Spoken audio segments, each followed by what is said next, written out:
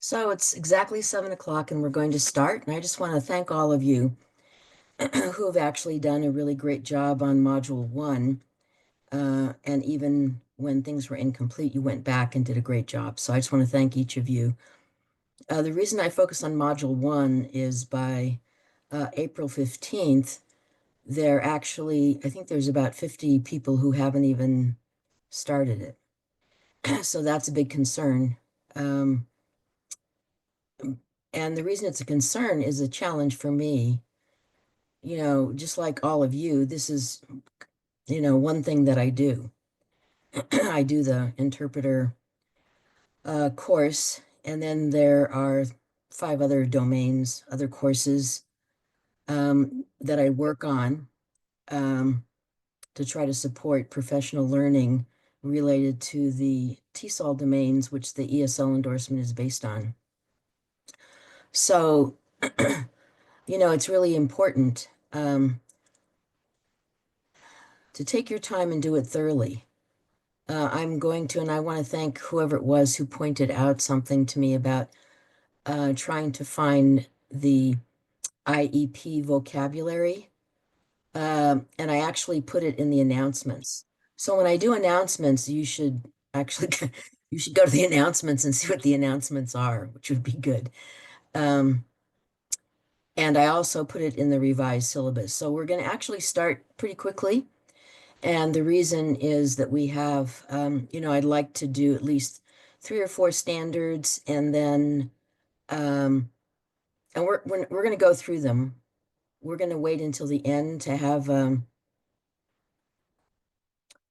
to actually have questions, because I can't really, look at the chat and then be present with you and, all of that. And that doesn't really help the going through, because this is our 4th session.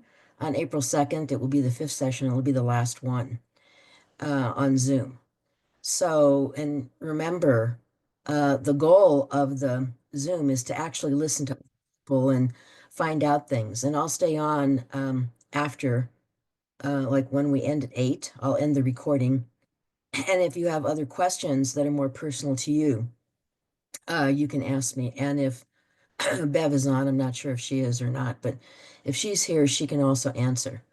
And the other thing is, I have no control over funding, just so you know. I mean, who knows? I might not even have a job next year because of federal freezes on funding for federal programs. So, in all the schools that end up getting federal funds, you might not get any. So that's why this course is so important, because then how are we responding to the needs of families who aren't native English speakers, and the children that we're supporting. So I'm going to actually share um, and I'm hoping you can see it. I think you can. Yes, okay, thanks.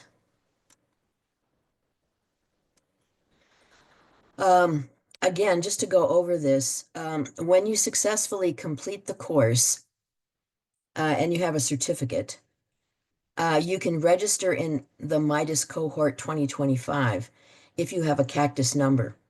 And I don't know, most educators have a Cactus number, and they can actually get Midas credit, um, which is the kind of credit that supports, for some districts, they use those credits for lane change and things like that. So if you're an educator, you can actually, after you finish the course, um, and I'll send it out kind of at the end of June. And we hope we have all the certificates done so that you can register uh, for the course, and then we can give you credit. So it would be 2 credits, and it ends up being lots of licensure points. In the revised syllabus, I keep putting things in there because things keep coming up, which I'm really happy for. I'm happy that you're willing to respond. Um, and if you have issues or concerns or questions, that you ask me. And it's, it's important. to actually get feedback so you can better understand what's happening with the learners. I mean, that's what happens, should be happening in every classroom. Uh, and even in the syllabus, I revised it again, and I'll send it out a little bit later. I put it in the announcement for the special education terms. And this is actually the Utah Parent Center at USBE. And it has a button underneath that you can translate it into Spanish or, what other languages that you need. So it can be translated. You don't have to do the translation. You can just press the button underneath um, the actual link toward all the special education terms, and that should help you, I think. Um, again, we're just going to look at the next standards, and I'll just review briefly the standards that we did last Wednesday.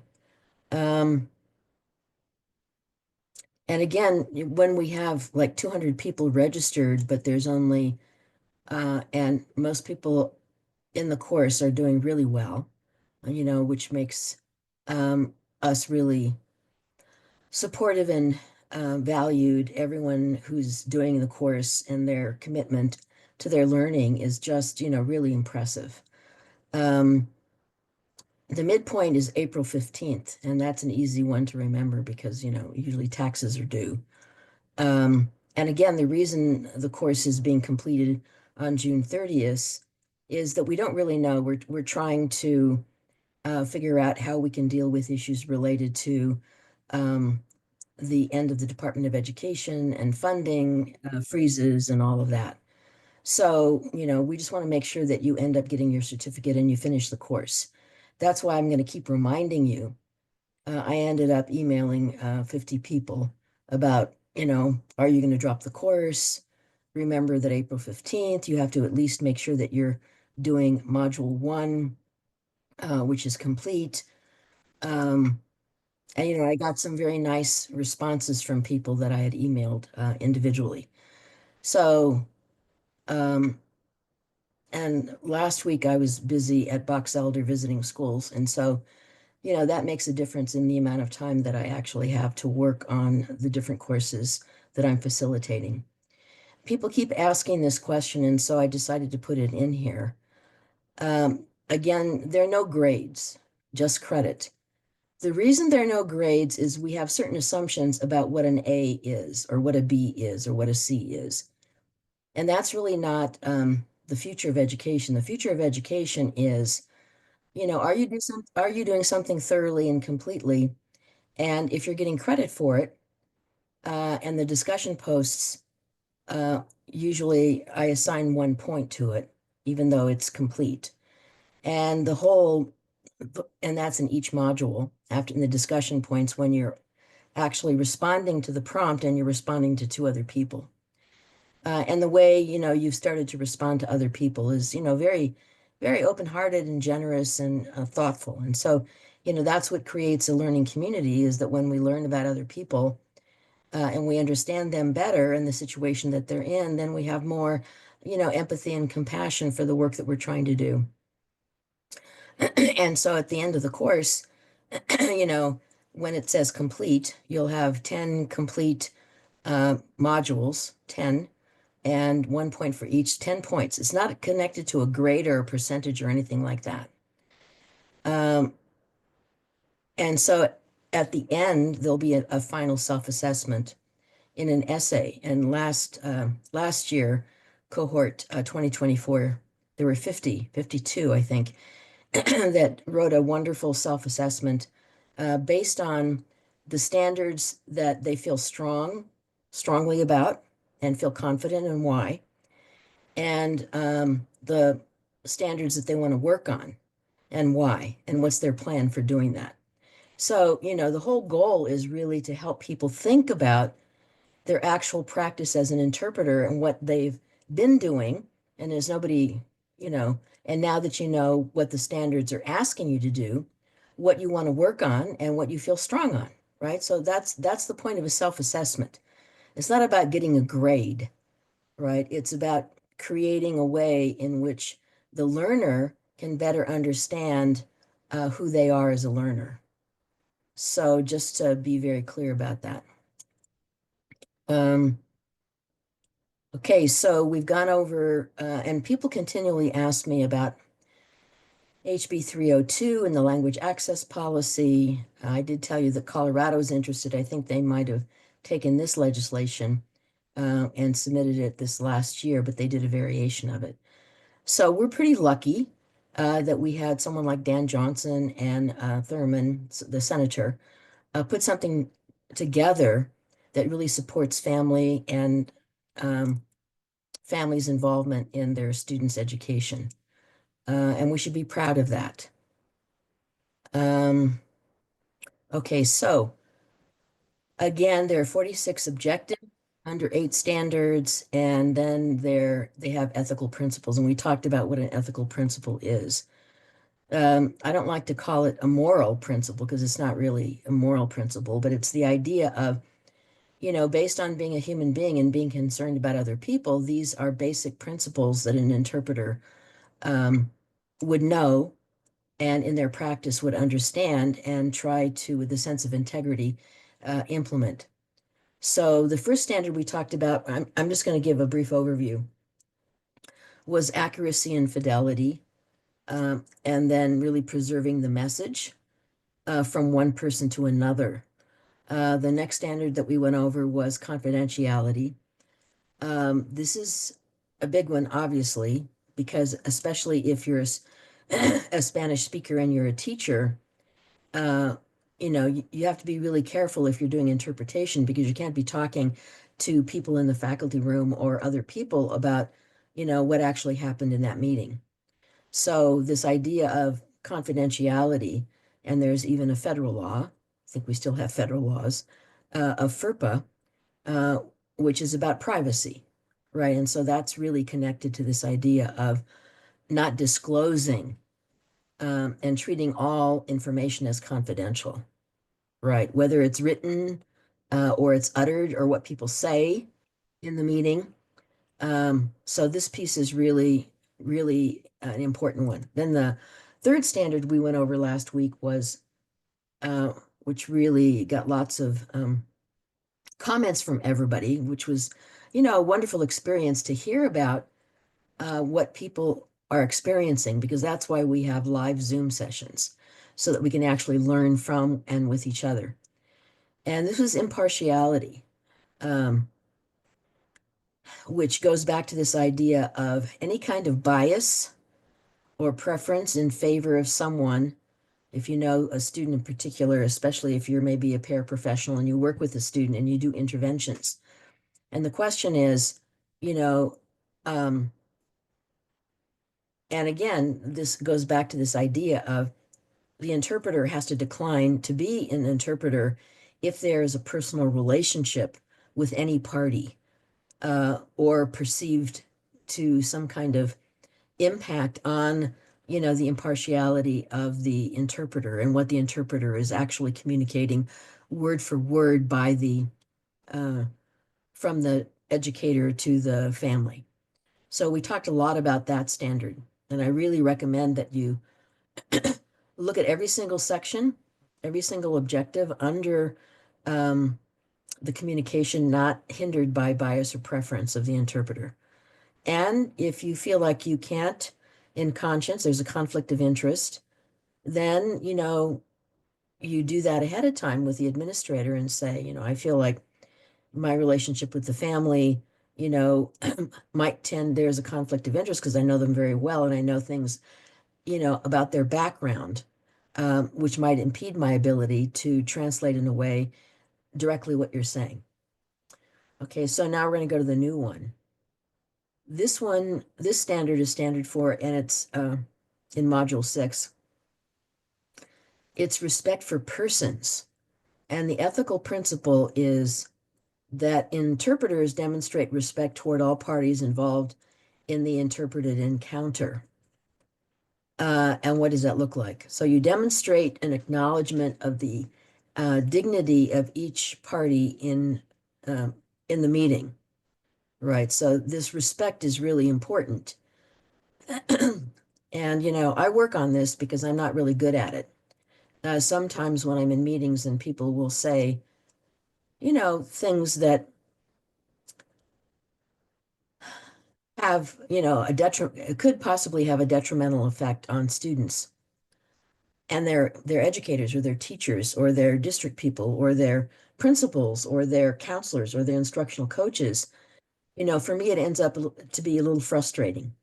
So I work really hard on ensuring that the way in which I think and support each person in the encounter that I have with them, that I respect where, their actual experiences and where they're coming from, um, and the way in which personal choice is never interfered with. So we'll talk about that a little bit later after we go through a couple more standards. This one seems fairly obvious because respect for persons is something as a human being, you know, um, is valuable. Like even if you have a family dinner and you have relatives coming over and they have different viewpoints than you do, sometimes it ends up not being a very comfortable dinner. Uh, whatever the celebration is that you're having and you're inviting, other people together, whether it's in the neighborhood or in the community or with family. The next standard is, I think this is again, like impartiality, it's a challenging one. It's maintaining role boundaries. And we got into this, I think, the second week when people were talking about who's accountable. Okay, what you're accountable for are these standards and growing as a professional, understanding these standards and implementing them in your behavior. Your role is not to be accountable for what educators are responsible for, what school administrators are obligated to do based on, the role that they have, whether they're a principal or a teacher or a counselor, whoever it is.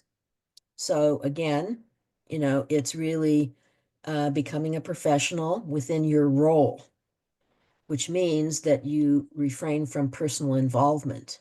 And again, it goes back to this idea of you know, if you're doing interventions or whatever, and you know a particular student, or you're familiar with the family and they live in the neighborhood, it goes back to this idea that when you're interpreting, your role is the interpreter. It's not to be an advocate, it's not to be a personal friend. And again, this goes back to um, professional integrity. So when it says exposure to liability, maintenance of emotional well-being and physical safety of the interpreter, it means that you're very careful to maintain your emotional well-being. Because if you're not emotionally stable, and there's nothing wrong with emotions, but being an interpreter is not the place for you to show emotions when you uh, miss the opportunity to be, and I'm not going to say more objective, but to be more professional in relationship to what is being communicated from the educational perspective to the family. And again, you know, to enable communication, who speak on their own behalf and make their own decisions.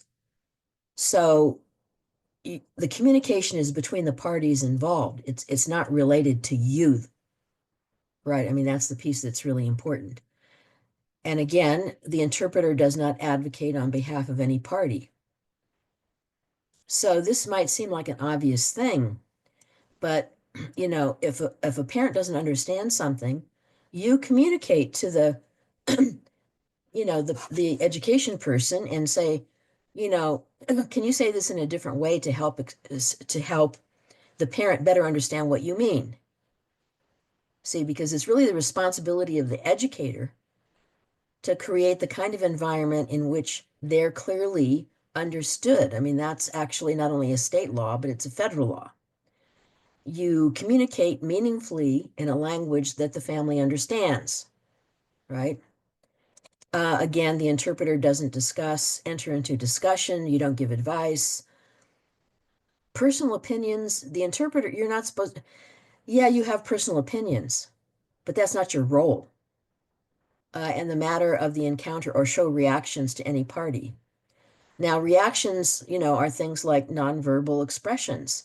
rolling your eyes, making sounds with your nose, shaking your head, shaking your head in approval or shaking it this way, as if, the interpreter is making decisions about what's right or wrong for the parent, or when an educator speaks and you don't agree. If an educator is saying something and you don't agree with it, it has nothing to do with your disagreement. It's what the educator is saying, even if you don't like it. Now, I know this is a challenge for most of us, right? You don't filter communication. You don't speak on behalf of somebody. You don't mediate any conflict when people get upset. You know, um, all those things are the obligation of the person who called the meeting, whether it's special ed team or a teacher or an administrator, whatever. Again, the interpreter avoids unnecessary contact with the parties prior to the encounter. The interpreter may initiate contact to ensure understanding of the language or to confirm details of an appointment, to convey any information about the encounter needed by the non-English speaker. And I think this goes back to kind of what Bev was saying about finding out information in a way to better prepare for you being an interpreter. It does not mean getting into the lives of the families, because in the first place, they have a right to privacy. That's number one. Number two, any kind of perception of invading the privacy of a family, especially related to the times that we're living in, and or the immigration status of the parent, is obviously against the law, you know. And so again, this whole idea of FERPA or confidentiality is really critical. Um, and again, it just keeps on saying the same thing. You do not perform services other than interpretation. You're the interpreter, you interpret, and it's the least obtrusive. So it means that you're not the center of attention, right? The mode of interpretation is supposed to be you removing yourself and then you're interpreting, but the eyes are on the person who's actually the one in charge. Same thing with the interpreter and the family, right? You're not mediating any of that. You're protecting um, your privacy and your well-being and your safety. And by safety, we actually mean that you don't get involved emotionally. I mean, it does not, this is, these are really volatile times. And so your well-being as an interpreter is really important. If you're not taking care of your well-being, right, then you can't really provide the service for families and children that we want. Okay, so I'm going to focus on the next standard and then we can open up to questions and comments. So the next standard is accountability. And people have brought this up before, which I think is, I really value the fact that from your own experiences, you're actually thinking about these really important ethical principles in relationship to being accountable for maintaining your boundaries and the role that you're actually being trained to do. So, ethical principle. So, and again, I think this came up last week about differences in dialects and Spanish from some countries and stuff like that. The biggest thing is to not get caught up in that for lots of reasons. We don't need to emphasize how different our Spanish is from the person who comes from Mexico or Uruguay or wherever, and so your responsibility is for quality interpretation, and the organization, which is the school district usually, and all other parties for providing quality interpretation, which means, if there's some misunderstanding and you know that either the educator or the parent needs a clarification, then you have to say to either the parent or the educator, you know, um, this is not clear for the parent. The parent is saying this, but they don't really understand. And even in the beginning, if you establish a way that, when you do the introduction, and Bev and I will work on a toolkit, so this will help you, so that the administrator knows that you're the one, you're not accountable for providing the meaning for what the educator is saying, right? Um, I actually ended up hearing, and I said this last week, from an administrative team that said, it makes them really nervous when someone's interpreting and they actually know that it's not word for word, and it ends up being something very brief or something that's so extensive that it's an explanation instead of being an interpretation. And it's just a matter of practice and being really conscientious. So it's not like everybody is going to do everything perfectly, and it would be good at the end, if after the parents left, ask the person who's called the meeting, how did you feel the interpretation went? So you can get feedback as well. Okay, so here are the objectives. So the objective is about quality of work, maintaining your role, maintaining your boundary as an interpreter, knowing the standards, adherence to laws and standards. Adherence to laws would obviously be HB 302 because that's what we're trying to implement, right? We're implementing state law. Well, we're also implementing federal law, but um, it's much easier for us to talk about state law. Um, it says the interpreter identifies and corrects interpretation errors as soon as possible. Okay, so this is again a challenge. Because if you're interpreting and the parent doesn't understand your Spanish, then you have to find out what's like the missing link for them. And again,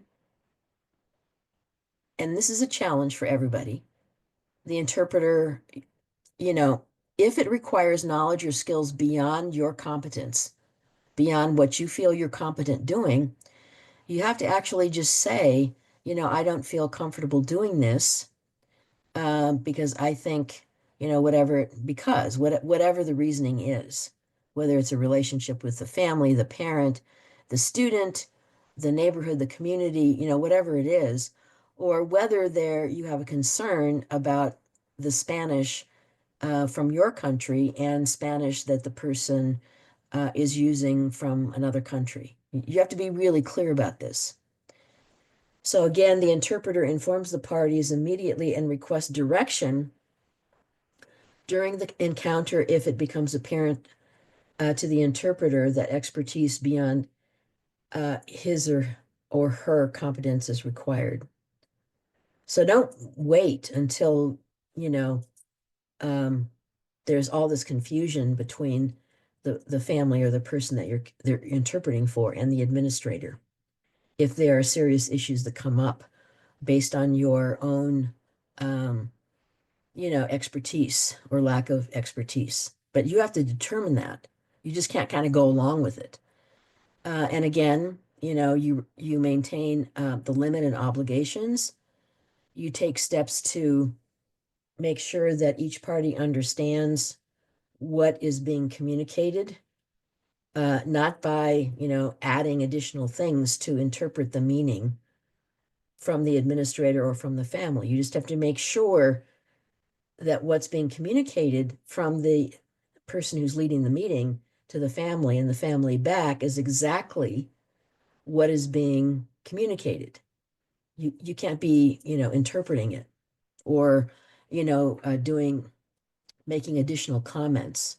You can ask if they need more clarification, right? And then you communicate that to the administrator or to the family. And this is pretty, obvious. You conduct yourself in compliance with legislative requirements and, the standards of the profession. So now you're learning all the standards. We went over the legislation, which is really important. And sometimes, you know, there are districts as well as administrators who actually aren't really familiar with the legislation, even though every single district, every single charter school has to have a board-approved language access policy.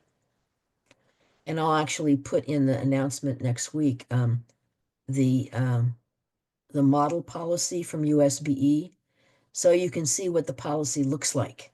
It's just a model policy because every district has their policy, but it has to include certain things in the legislation so that people understand it's the right of families to actually have, quality communication about educational opportunities for their student.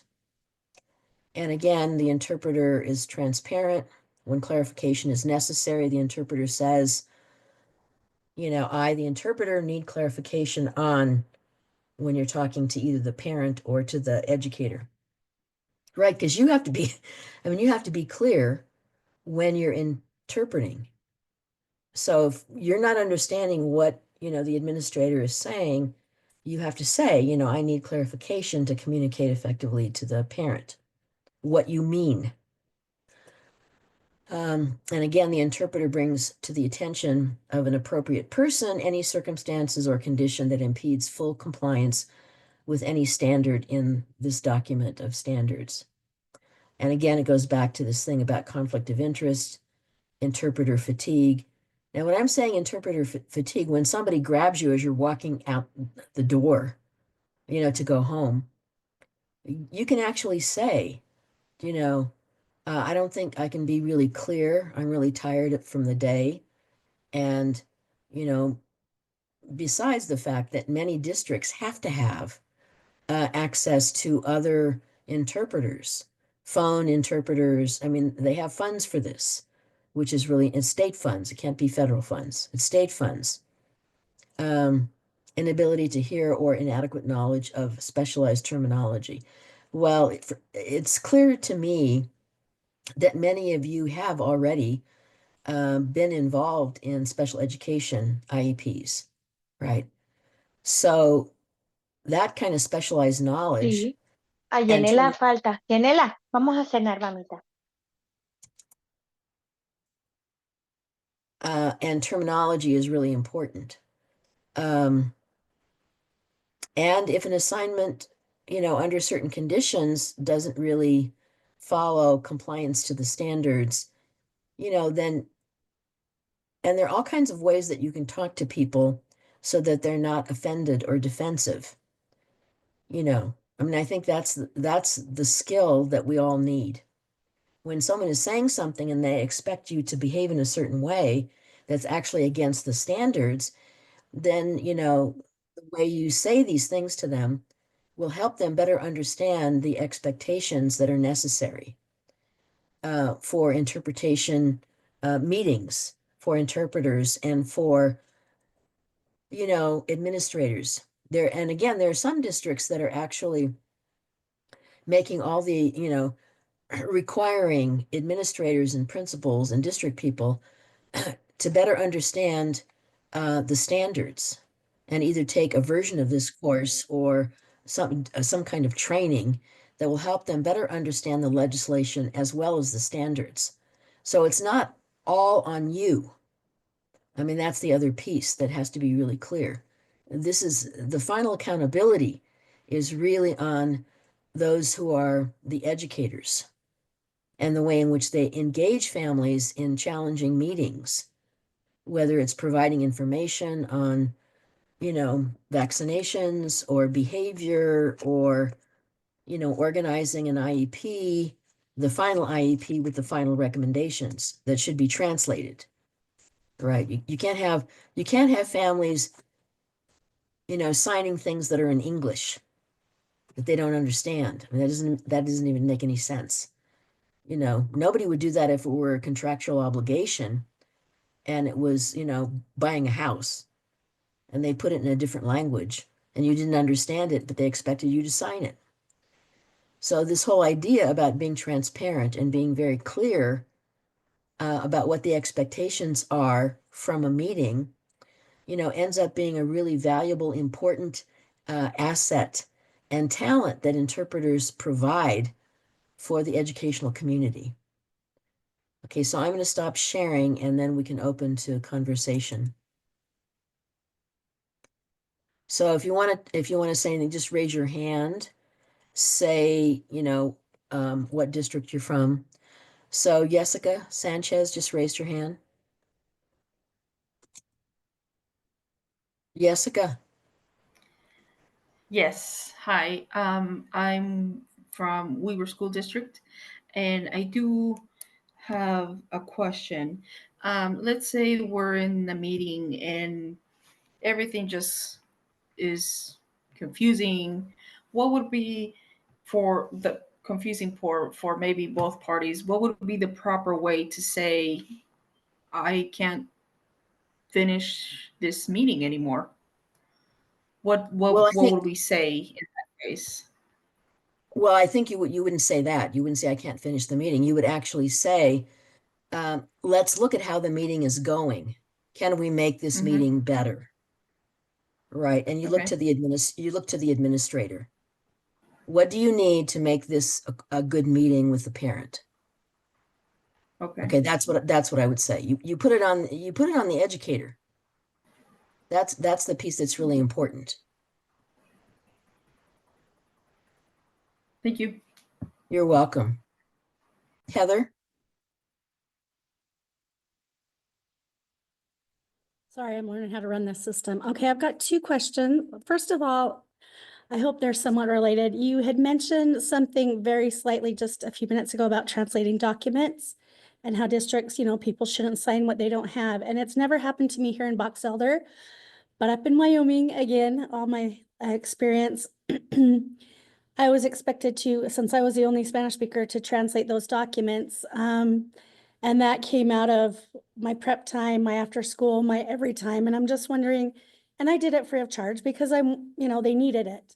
But I'm wondering, is there like I don't even know how to ask, like an amount of time that you could say, hey, I'm gonna need a little bit of time to do this.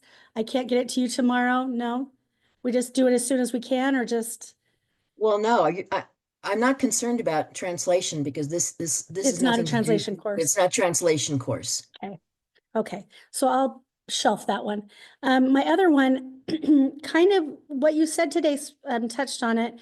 One of the later units, we talked about being present when you're interpreting, and it kind of, when you were talking today, it touched a chord with me. And one thing I was thinking when you were talking about, for example, saying, the end of the day and they come to you to translate and you had a rough day and you're tired. I've been pulled, not here in Box Elder again, don't worry, Jeff, but I've been pulled out of classrooms multiple times to go up to the front office and translate for a brand new family who's come, or just they've forgotten about a meeting or whatever. And it's hard to be fully present when you're thinking about your classroom and you've just left 30 kids and you didn't know you were going to be gone. And so an office aide goes down to cover them and you don't have a minute to leave them something. Is that something that you could say, you know what, I'm really sorry, this is not a good time because I have a classroom of kids? Or is that shirking in our duties as a professional interpreter when we might be the only one who can do it?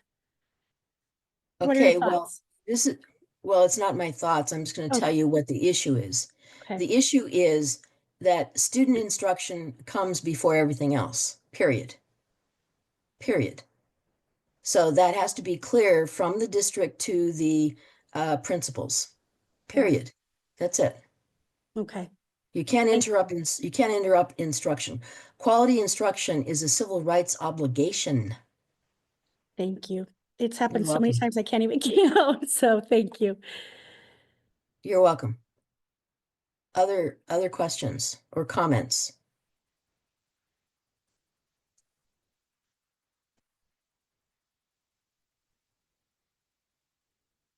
Yeah, you have to make sure I pronounce your Susana.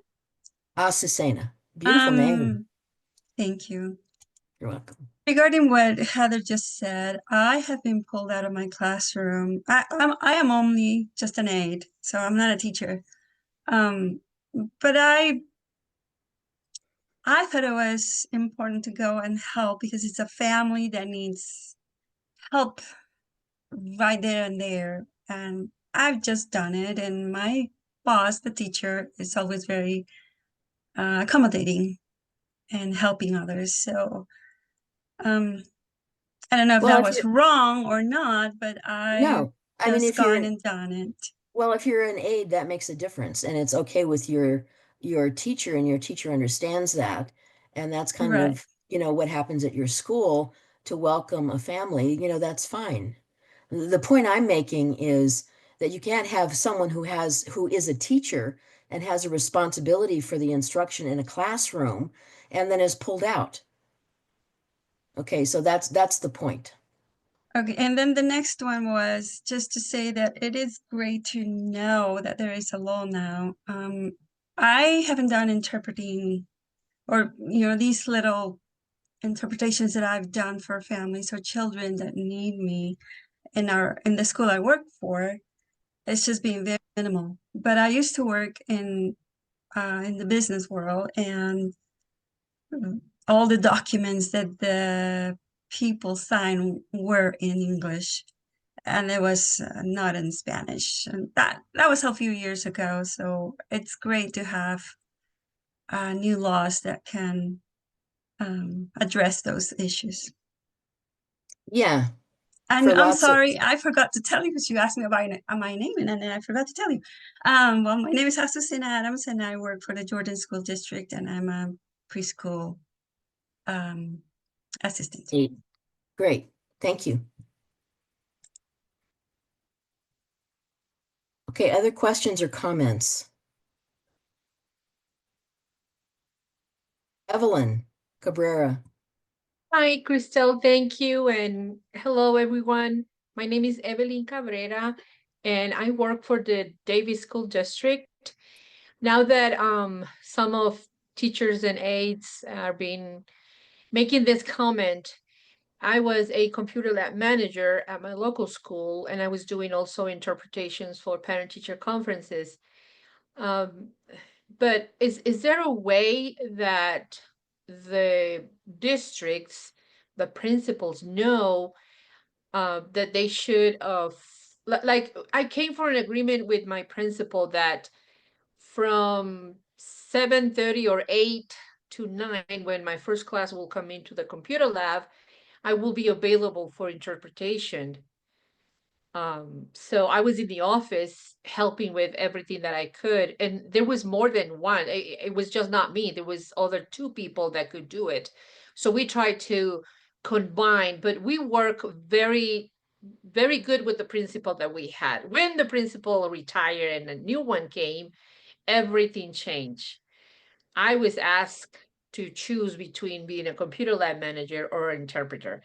So it was hard, because we as an interpreters, we don't know. Like you said, you shouldn't be taking a teacher out of the class. That's I'm finding out this now. If I knew that 5 years ago, I could still be the computer lab manager and the interpreter at my local school. But it's hard when you don't know where to find the information, maybe for interpreters, or make them available to the principal so they know how can they put the record the budget, fix the budget so they can have that help. Well, I'm just going to say that's the responsibility of the district, period. Okay, thank you. You're welcome. I'm a big believer in the district being accountable for the way in which resources are used, so that academic achievement for all students is a priority. If we want our students to be successful, then we can't interrupt instruction. And so the priority ends up being, how are districts allocating funds to the schools? And how are they supporting principals in better adjusting the way in which resources are used, so that instruction is the priority, period. So Sandra has her hand up. Evelyn, do you still want to, your hand is still up?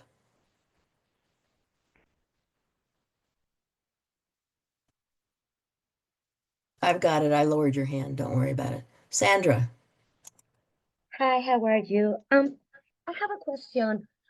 When I'm like providing these translation services, and one of the parties start asking questions that I know that are against the law, such as the immigration status or something like that, should I just continue translating even though it is against the law, or do I have to say something? Well, you mean an educator is asking for immigration status? Yeah, Okay, that's like yeah, something that I know that is against the law. Mhm. well, it's a serious violation. I mean, I think the question ends up being, how can you have a private conversation with this administrator? Are you talking about an administrator at a school? No, it's just a question. I have never been in this situation, but it's Oh, just a question. Yeah. No. I have never been in this situation. well, then let's not talk about hypotheticals. Let's talk about things that really happened. Okay? Okay. Trent.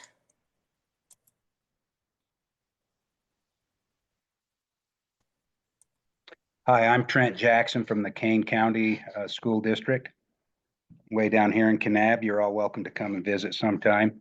Oh, I love Kane. Do you know that a friend of mine who's a professor at Stanford actually asked me to marry her at Best Friends in Kanab. Oh, is So that I right? actually, yeah, so I spent, because I love Kanab anyway, but it was this great opportunity to go to Best Friends and marry these two wonderful people. Oh, that's wonderful. I was just up there performing a wedding myself, but anyway, I digress. I've just been asked recently by the school district to help. I teach English classes here in town, and I was really surprised to find out that in the Kane County School District that there are 27 students that do not speak English, and I had no idea that that was the case. But in reviewing this, one of the standards earlier tonight on the call, it crossed my mind that there's one particular country in South America where it is very difficult for me to understand their Spanish. They cut vowels, and I think I see people nodding. It starts with a V, but anyway. So in that case, would it ever be appropriate, because they're there at the appointed time, and to be able to explain to them, hey, you just slow down, enunciate, and we'll do just fine. But I'm having a hard time understanding you. Yeah, the best thing is to start the other way, is to say, my Spanish is very different from yours. And, I really respect the fact that your Spanish is different. And so it would help me if you just spoke more slowly and more clearly, Excellent. right? Thank you. So do it kind of the opposite way. I mean, you know what I mean? So that they don't feel, Right. like Right. insulted or whatever. Yeah. Great question. Wait, and do you know Elizabeth, what is her name? Platt? She took the course, she's in Kane, and she took the course um, she has like three names together. Anyway, she took the course uh, last year in in cohort 2024. And so I've been working with, Kane, and I'm trying to get them to, and they can, and you can do this with, the other, and I'll mention it to the people in Kane. If you have two or three of you and you wanted to actually offer this course and certify your own interpreters, you guys could at Kane. You could do it yourself. Wouldn't be USBE. It would be, Kane certified interpreters course. Okay. based on the law. And I think it would really be a benefit because most people don't really understand, just in general, they don't really understand the complexity of rural Utah. You know, they think it's has nothing to do with diversity, which is really, and I don't mean diversity in that kind of way. What I mean is, you know, language differences, you know, and so I think the fact that Kane could be a really great example for other rural districts like Vernal and Uinta and places like that would be really great. So think about it. Sure. I'll talk to the person that got me involved and had me sign up for this course. I'll talk to her. Good, good. Okay, great. Thanks, Trent. Appreciate Thank it. you. Other questions?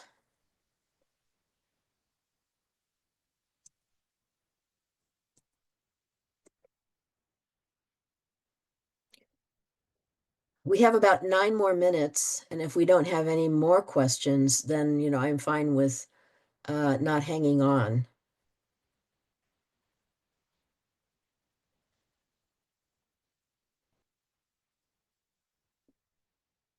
So is someone talking? Because I don't. Okay. So you need to, so can you unmute and then just ask your question? I see your hand. Okay, you're still muted. There we go. Oh, but for some strange reason, we can't hear you. Even though, oh, even though you've unmuted yourself. Okay, You hear me? I can hear you now. Yeah. Okay. Okay. Okay, I'm sorry. So no, just I want to say that I know how Trent is feeling, how Trent is Rocio from Ogden School District, Rocio Núñez. So because actually we are going to the same situation, you know, in our district and even in my church, we have a lot of people coming from other countries, Latinos.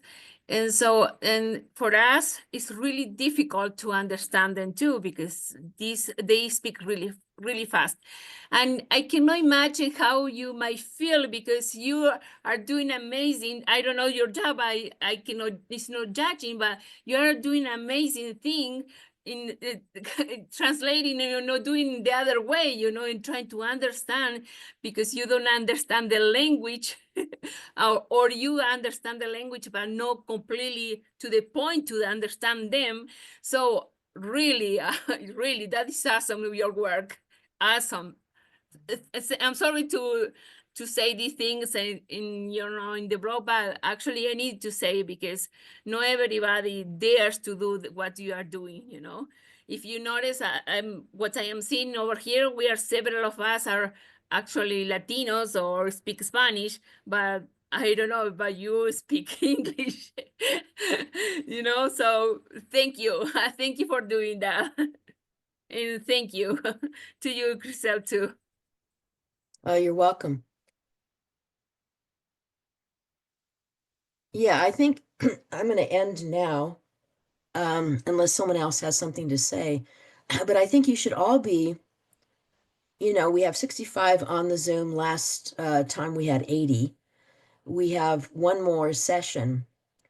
You know, and I think you should feel like incredibly proud of yourselves. You know, this is really important. There's no other state in the entire country that is doing what we're doing. None. And they don't have the kind of legislation that Utah has passed. And we have, you know, Dan Johnson and Thatcher to, you know, and it passed unanimously. When something passes unanimously through the Senate and through the House and through the full legislature, you actually know that the way in which Utah values, you know, linguistic diversity, because, you know, we have 165 languages. It's not just Spanish. Spanish is the dominant one. But we have someone who's taking the course, and, you know, she's in San Juan or Washington County, and she's Navajo. And you realize that most people, you know, the respect that we have for Navajo code talkers in World War II, is something that we should be proud of. And, that Utah has always, been a place where the all you have to do is look at the course catalogs, and you can see all these different languages from our tribes where students can get credit for their first language, which is their tribal language, and we should be proud of that. There are other places where that doesn't happen. And so the fact that you're committed to interpreting and making a difference for every child in Utah with the rich assets that they bring with their language and their culture, is an honorable thing. Someone wrote, "Hi, all, just wondering if the link for last week's Zoom meeting is up." I actually sent out the Zoom link last, like right after. So if you want to email me and say that you didn't get it, then, because it ends up being really complicated, because after it's recorded, then it gets downloaded in the cloud, and then our IT people actually do adjustments, and they upload it, but they send me the link, and then I send it out to you. So if you didn't get it, then you need to email me. Okay, any Hi. other? Good afternoon. I couldn't find the hand raised, That's but all right. I have a comment. I really appreciate all this information. By the way, my name's Laura Colleen, and I work for Davis District. And this has been really, really helpful to me because when I did my first AIP meeting, I'm like, wait a minute, I think I'm doing it wrong. I was nervous. And like everyone else is saying, there is like different, we have people, of course, that, our language is not the same. Sometimes we say something incorrectly that it means totally the opposite. And they're like, oh, so I personally, I used to work for a medical doctor before, and I've dealt with different kind of cultures and stuff like that. So I kind of learned the meanings of different words. And also if I don't know something, I try to Google like a dictionary, how to say words different from, because I'm from Mexico, and of course Mexico and let's say Peru or Argentina or any other place, there's words that are totally different, totally different. And sometimes when I say something, they look at me like, huh? So I tried like the best I could to try to translate how they would understand it. And it is kind of complicated, but you know what? I'm loving this. I'm looking at all your videos and I'm like, oh, now I know what I'm doing wrong. Oh, I'm gonna try to correct it. I take notes. I love taking notes. But I just want to thank you and everyone because this is amazing. I love it. Thank you so much. I really appreciate it. And I know all of you guys, just like me, we're trying our best. But hey, for me to help out there, it makes me feel happy. And it's just, I love helping my community. And that makes me feel wonderful. Just looking at them, knowing that there's people out there that they could trust. And that's why I'm doing it. From the bottom of my heart, I'm doing it because of that. Thank you so much. I really appreciate it. Oh, you're welcome. Thanks. Thanks, Laura. And I think that goes back to this idea that, if we're always learning together, that's what life is about. We're always learning together. We're learning with each other. We're learning from each other, and we're doing the best we can. And so that ends up being, really important in relationship to, how we are committed to becoming more and more professional. And so someone is writing, I value Trent's opinion about the important to understand if one, if something is going fast and you don't, it's a challenge because it ends up being too quick. But again, this shows how committed we are to people when we actually say to them, I'm not understanding, as well as I can. And, so I don't know what's happening here. So Emmeline, you actually have your hand up. So this is the last question or comment. Yes, hi, I am from a charter, and I actually just had a quick question about the modules. You spoke really quickly on it about the point system.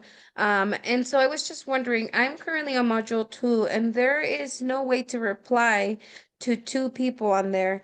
Is that one we don't need to reply to 2 people? Or was I just reading? Well, no, I'll have to go in and check it. And I'll check it and make sure that you can respond to everybody. Okay, so Okay. don't worry.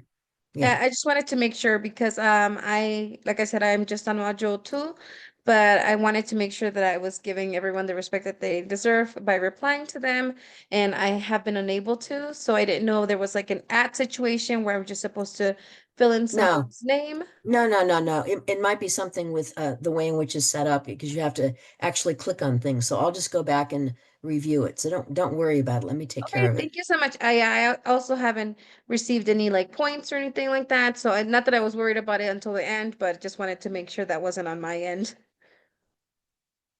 Well, I've done module 1. I mean, I've done everybody in module 1. So I'll check to make sure that I've responded to you because I've responded to everybody who on module 1 who actually submitted something. Okay, Thank you thank very you. much. You're welcome. Okay, so it's 8:01. And so I'm going to stop. Consuelo, do you have a question? Your hand is up. Hi, yes, sorry, Grisel. I wanted to ask really quickly because of the question that was previously asked. Something did come to mind really. I'm sorry, I work for under the ESL department at Vista School, which is a charter school here in Yes, Southern Utah, yeah.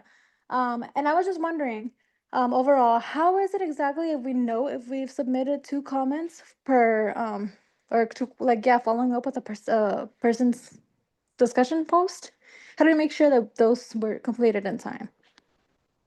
Well, there's no on time because it's your own, it's at your own pace. Right, sorry, Uh, not on time, but like that they were actually fully completed because I feel like I've completed more than one. I'm like, or maybe I didn't. Maybe I'm thinking I did. So, but how do I look if in case I did or didn't? Okay, I'm gonna stop you for a minute and we're gonna stop the recording because this is a personal question related to that.